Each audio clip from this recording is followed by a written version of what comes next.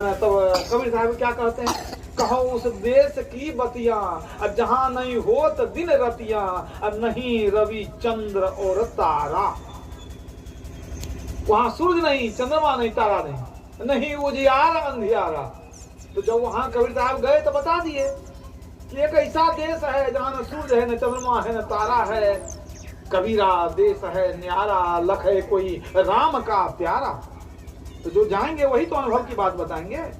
पलटू साहब ने कहा, पलटू साहब भी वहीं पहुंचे, वे कहते हैं उस देश की बात मैं कहता हूँ, आसमान के बीच में सुलाख है जी, बादशाह उसी के बीच बैठा है, सूझी पड़े बिना आंख है जी, बिना आंख के भी दिखाई पड़ता है।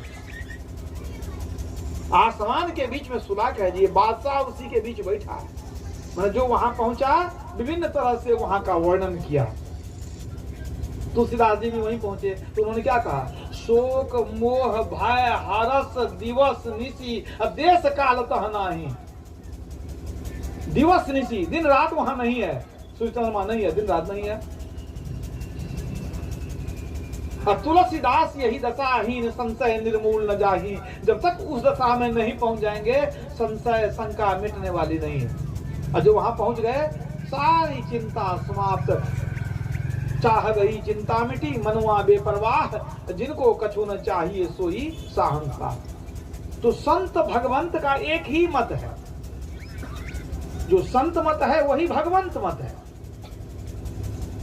भगवान शिव ने भी मोक्ष की चर्चा की, योगहीनं कथं ज्ञानं मोक्षदं भवति हवो, योगोऽपि ज्ञानहीनस्तु न क्षमो मोक्ष कर्मणि, तस्माद् योगं च ज्ञानं च मुमुक्षुर्मभ्यसेत्। भगवान शिव कहते हैं योगहीन ज्ञान से मोक्ष नहीं होता, ज्ञानहीन योग से भी मोक्ष नहीं होता।